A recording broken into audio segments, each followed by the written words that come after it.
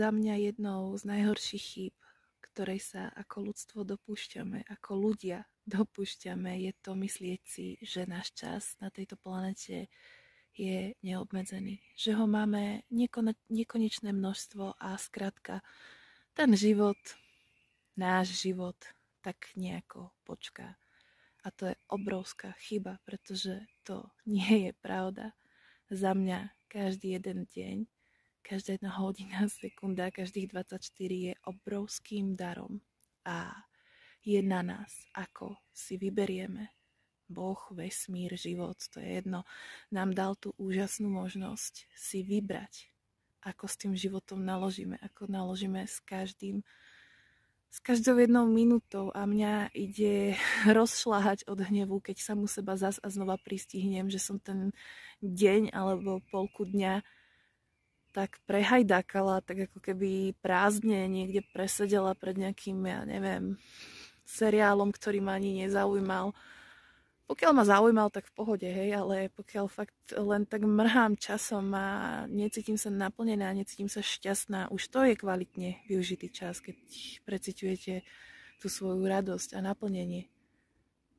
Ale keď sa pristihnem pri tom, že to jednoducho nerobím a že mrhám tým obrovským darom života, že sa vôbec môžem nadýchnuť toho života, tak sa veľmi na seba hnevám. Preto je pre mňa veľmi dôležité ako základ môjho šťastia si každý deň minimálne raz pripomenúť, že zomriem. Jednoducho zomriem. Skrátka, prestať tabuizovať smrť a začať sa ňou zaoberať a začať rozímať nad tým, čo by bolo, kebyže tu za hodinu nebudem. Pretože hadaj čo, to sa môže stať. Úplne v pohode sa to môže stať. Ty tu nemusíš za chvíľu byť. Fakt akože to je fakt. To mi nemáš ako vyvrátiť ani poprieť, pretože to je jediná istá vec, ktorá tu je a ešte sme neprišli na to, ako to vyriešiť. Skrátka zomrieme. Ja zomriem. Všetci zomrieme. Nebudeme tu. No a čím častejšie si pripúšťam to, že to tak bude, že tu nebudem večne, že nič z tohto tu nebude, tak tým viac posilujem takú tú moju prirodzenosť a prirodzenú potrebu vyberať si múdro. Vyberať si múdro, vyberať si, čo len poviem nejakému človeku alebo nepoviem. Či má zmysel sa o niečom hádať alebo nemá. Či má zmysel mrhať svojim časom nekvalitnými vzťahmi, nekvalitným jedlom alebo neustálým smutnením nad niečím, nad rozliatým mliekom. Nemáš.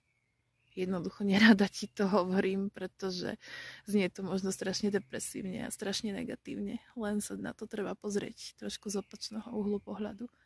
Nemáš neobmedzený čas. Nemáš neobmedzené množstvo času, je mi to ľúto. A ten zbytok, ktorý tu každý z nás má, môže využívať tak, ako chce.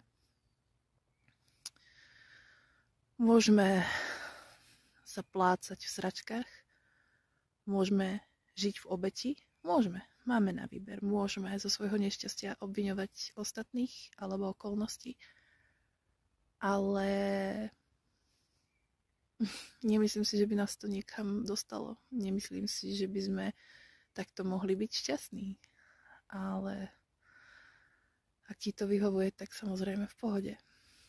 Avšak keď si človek naozaj do hĺbky nacíti, že tu už čoskoro možno, že nebude, tak je možno, že aj ochotný prijať to, že je to dar. Je to až taký dar, že sa mi nechce strácať čas nezmyselnými myšlienkami. Ja to volám, normálne si to kategorizujem. Dávam si to do kategórií sama v sebe, keď si upratujem, keď si robím poriadok v hlave, že toxické myšlienky, zbytočné myšlienky. A tých zbytočných je tam teda fakt kvantum. A tie zbytočné myšlienky a zbytočné monológy, dialógy, ktoré vedie častokrát moja vlastná myseľ a aj ľudia okolo mňa.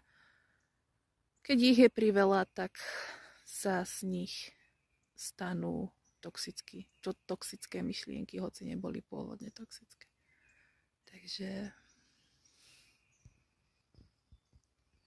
možno nastal čas vyberať si múdro.